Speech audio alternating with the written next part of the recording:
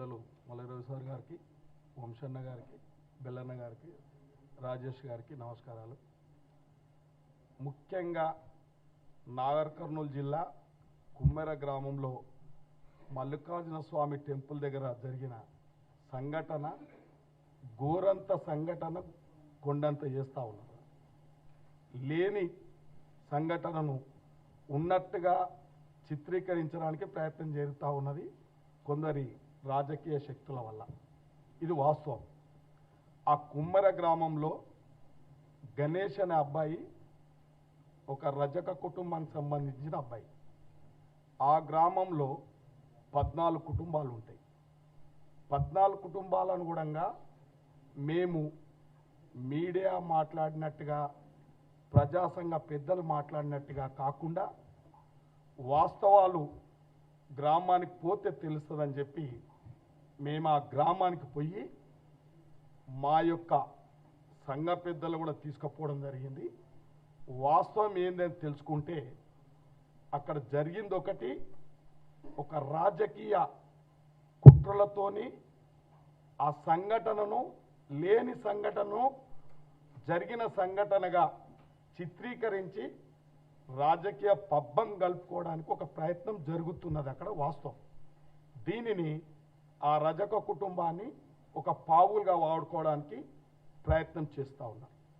వాస్తవానికి ఆ యొక్క దేవాలయం కాడ ఒక గ్రామాలలో, మనందరి గ్రామాలలో కూడా ప్రతి సంవత్సరం వారి గ్రామాలలో ఏ విధంగా అయితే టెంపుల్ల కాడ వారోత్సవాలు జరుగుతూ ఉంటాయో, కళ్యాణోత్సవాలు జరుగుతూ ఉంటాయో, అక్కడ కూడా సబ్బండ వర్గాలు, ఎస్సీలు, బీసీలు, ప్రతి ఒక్క రెడ్డిలు అందరు కలిసి కూడా వారి ఆనవాయితీ ప్రకారం ఒక రజకులు ఏం పని చేయాలి, అక్కడ ఒక ఎస్సీలు ఏం పని చేయాలి, ఒక మంగళ వాళ్ళు ఏం పని చేయాలి, ఒక బ్రాహ్మణులు ఏం పని చేయాలి, ఒక గ్రామ సర్పంచ్ అంటే ఎవరు గ్రామ సర్పంచ్ ఉంటే వారి నేతృత్వంలో ఆ కళ్యాణోత్సవాలు జరుగుతూ ఉంటాయి.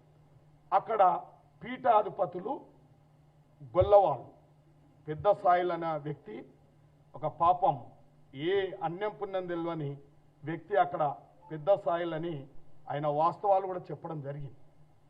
అక్కడ వాస్తవానికి ఈ యొక్క గణేష్ యొక్క తల్లి వాళ్ళ చెల్లి అక్కడికి దర్శనానికి పోయిందనేది వాస్తవం. అక్కడ లైన్లో ఉండమని, లైన్లలో పోవాలి, ఒక కొబ్బరికాయ కూడా తీసుకుపోవాలని చెప్పి చెప్తే, మేము సాకులలో మేమెందుకు తీసుకోవాలి అది ఇది అంటే కూడా, సరే అమ్మ అందరం ఒక్కటే, ఈడ గుడికాడ అందరం ఒక్కటే, మీకు పనికి తగ్గట్టు పైసలు ఇస్తాం తప్ప కొబ్బరికాయ ఆనవాతి ఇది అంటని చెప్తే కొద్దిగా ఘర్షణ జరిగిందనేది వాస్తవము. పోయినా ఆమె తోసుకొని పోయింది, దర్శనం చేసుకొని బయటకు వచ్చింది. దర్శనం చేసుకొని బయటకు వచ్చినాక గణేష్ అనే అబ్బాయి ఊర్లో ఉన్నాడు. ఊర్లో ఉంటే వాడు ఫోన్ చేసిండు ఇక్కడికి.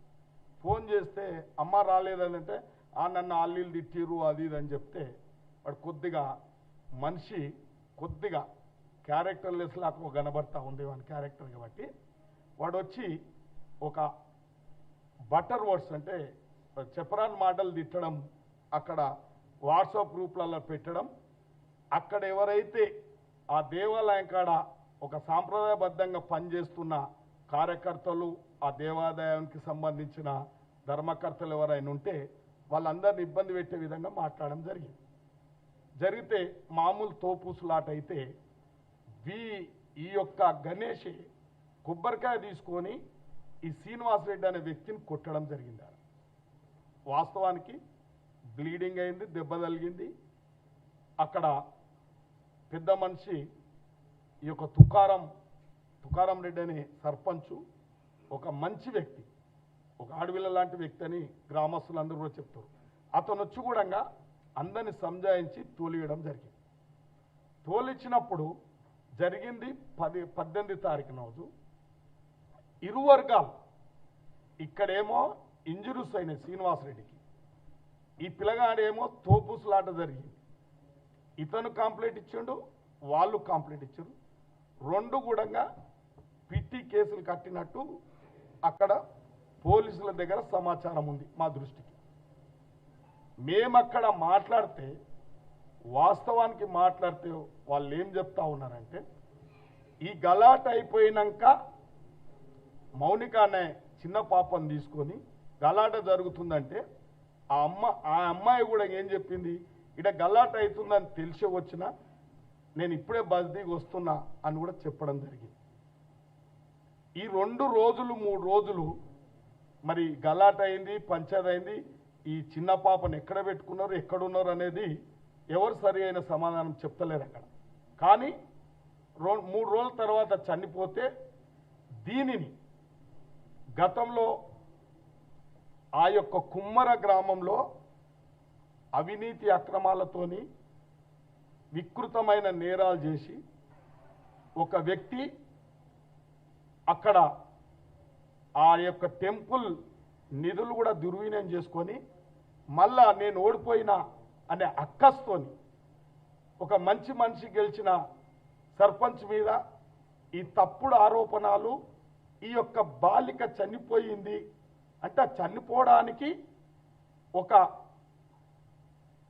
9 నెలలు నిండకుండానే 7 నెలలకే డెలివరీ అయింది కాబట్టి చాలా వీక్నెస్గా ఉంది అనేది అక్కడ నీలపూర్ డాక్టర్ల యొక్క అంటే లంగ్ ఇన్స్పెక్షన్ ఉంది, వాస్తవానికి బలహీనంగా ఉంది అమ్మాయి అని చెప్పి అక్కడ మెడికల్ లీగల్గా కూడా చూసిరు అందరు. కాబట్టి వీరు జరిగిన సంఘటనను వారిని ఆ యొక్క రజక కుటుంబాన్ని పావుల్లాక వాడుకోవడానికి వాళ్ళ రాజకీయ పబ్బం గడపడానికి ఈ సంఘటనను అంటగడితే వారికి కొద్దిగా పనిష్మెంట్ శిక్ష అవుతుందని చెప్పి ఒక వ్యూహాత్మకంగా ఈ సంఘటన అంటగట్టడం చూస్తే గ్రామస్తులు దానికి సహకరించలేదు. అసలు వాస్తవానికి గ్రామంలో అటువంటి సంప్రదాయం లేదు, దేవాలయం కాడ అటువంటి సంప్రదాయం లేదు, కుల వివక్ష లేదు, ఏం లేదు. రజకులు కూడా ఒక అన్న తమ్ముడు పెద్దనాయన అనే భావంతో అక్కడ వాళ్ళ సహజీవనం కొనసాగుతూ ఉంది. కాబట్టి ఇక్కడ కొందరికి పెద్దలు మాజీ ఎమ్మెల్యే లాంటి వాళ్ళు అనుకోండి, మాజీ సర్పంచ్ అట్లాంటి వాళ్ళు తప్పుడు సమాచారం ఇలా ప్రజాసంఘ పెద్దలందరికీ వారికి తప్పుడు సమాచారాన్ని ఇస్తే వాళ్ళు కూడా ఎప్పుడైనా ఎక్కడ సంఘటనలు జరిగినా ఈ ప్రజా సంఘాలు అనేటివి పోతాయి. పార్టీలకు అతీతంగా వాళ్ళు ఎక్కడ సంఘటనలు జరిగినా స్పందిస్తారు, అది వాస్తవం. ఇవాళ ఆ పెద్దలందరికీ ఉన్నది లేనట్టు చెప్పడం, లేనిది ఉన్నట్టు చెప్పడం వల్ల వాళ్ళ ఆగమేఘాల మీద వచ్చి వాస్తవం ఎవరికైనా బాధ అనిపిస్తుంది. 2 నెలల పిల్ల చనిపోతే ఇదేం దారుణం, కొట్టి చంపిర్రు, తన్నిండ్రు అని చెప్పి ఒక బోకస్ ప్రచారం చేసి తప్పుతో పట్టించి అక్కడ పెద్దలందరినీ కూడా ప్రేరేపించడం చేస్తే ఒక ఆలోచనతో వాళ్ళు కూడా వచ్చి కూడా 2 రోజులు వాస్తవాలు చూసారు. సంఘటన మీద ఎవరికైనా కోపం ఉంటుంది, కానీ వాస్తవాలు తెలిసిన తర్వాత వారికి అన్ని వాస్తవాలు తెలిసినాయి.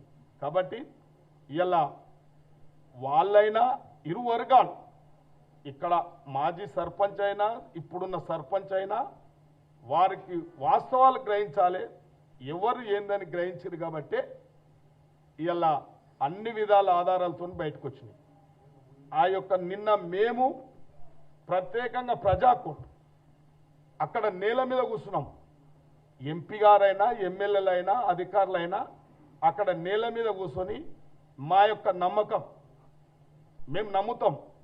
ఇవాళ కాంగ్రెస్ పార్టీ ఆ రోజైనా ఈ రోజైనా క్షేత్రస్థాయిలో ఏం జరిగిందో తెలుసుకునే బాధ్యత మన మీద ఉంది. కాబట్టి వాళ్ళలాగా జరిగిన సంఘటనను వెలుగులోకి రాకుండా ఎక్కడిదక్కడ ఔజారేసులు చేయడమో అది చేయడమో మేము చేయలే.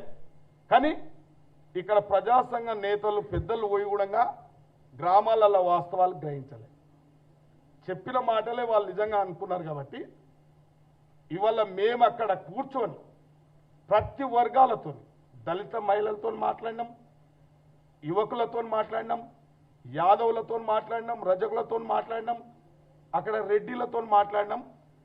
వాస్తవాలు మాట్లాడితే అది సుప్రీంకోర్టు కంటే పవర్ఫుల్గా మా కుమ్మర గ్రామాన్ని బల్లాం చేసిన వ్యక్తులను శిక్షించండి అని అంటున్నారు. ఇంత రాదాంతం ఎందుకు చేస్తున్నారు అని అంటున్నారు వాళ్ళు. ఆ యొక్క కుటుంబాన్ని మేము కడుపులో పెట్టుకొని చూసుకున్నాం. ఆ అబ్బాయి చిల్లర పనులు చేస్తే కూడా వానికి మంచిగా పని కల్పించి ఇంద్రమ్మ ఇల్లు ఇప్పించి సర్పంచ్ ఇంట్లోనే 1 సంవత్సరం నుంచి ఆశ్రయం ఇచ్చి మేమందరం సహకరించి పనిచేస్తూ ఉంటే మీరు మా గ్రామాన్ని ఇట్లా బల్లం చేయడం భావ్యం కాదని చెప్పి ముక్త కంఠంతో అక్కడ మహిళలు అన్ని వర్గాల వారు చెప్పడం వల్ల మాకు పూర్తిగా నమ్మకం వచ్చింది. కాబట్టి ఇదంతా ఒక రాజకీయ కుట్ర. ఇది రాజకీయ కుట్రకు ఒక గిరిజన బిడ్డ ఒక మన రజక బిడ్డను వాడుకుంటారు అనేది నిర్ధారణ అయిపోయింది. మా రజక బిడ్డలు కూడా 2-3 ఒక అడ్వకేట్ ఒక లెక్చరర్ కూడా వాస్తవాలు నాతో మాట్లాడి చెప్పడం జరిగింది. అక్కడ మా రజక నాయకులు కూడా అన్ని విషయాలు చెప్పడం జరిగింది. కాబట్టి ఇది 100కి 100 పాలు. ఇలా జరిగింది ఒకటి చిత్రీకరించడానికి ప్రయత్నం చేస్తే అది ఆ గ్రామంలో గ్రామస్తులు వాస్తవానికి భగవంతుని సంకల్పంతో ఆ మల్లికార్జున స్వామి సంకల్పంతోనే ఇది అవాస్తవం అని చెప్పి ప్రజలందరూ ముక్త కంఠంతో చెప్పడం జరిగింది. ఎవరైనా ఇవాళ ప్రజా సంఘాలైనా నాయకులైనా ఏ పార్టీ అయినా ఇటువంటి సంఘటనలను జరిగితే జరిగిందని చిత్రీకరించాలి. జరగందాన్ని జరిగిందని చిత్రీకరించుకోవడం ఇది సమాజానికి మంచిది కాదు, ఇది పార్టీలకు మంచిది కాదు, ఎవరికి మంచిది కాదు. ఇవాళ వాస్తవం జరిగితే ఆ రోజు అటువంటి వాస్తవం జరిగిన వాళ్ళకు న్యాయం జరగకుండా ఇటువంటి తప్పుడు సంఘటనలను లేనిది ఉన్నట్టుగా చిత్రీకరిస్తే ఇది ప్రజల నమ్మకం పోతుంది, సమాజం మన మీద కూడా నమ్మకం పోతుందని చెప్పి నేను పెద్దలందరికీ విజ్ఞప్తి చేస్తున్నా.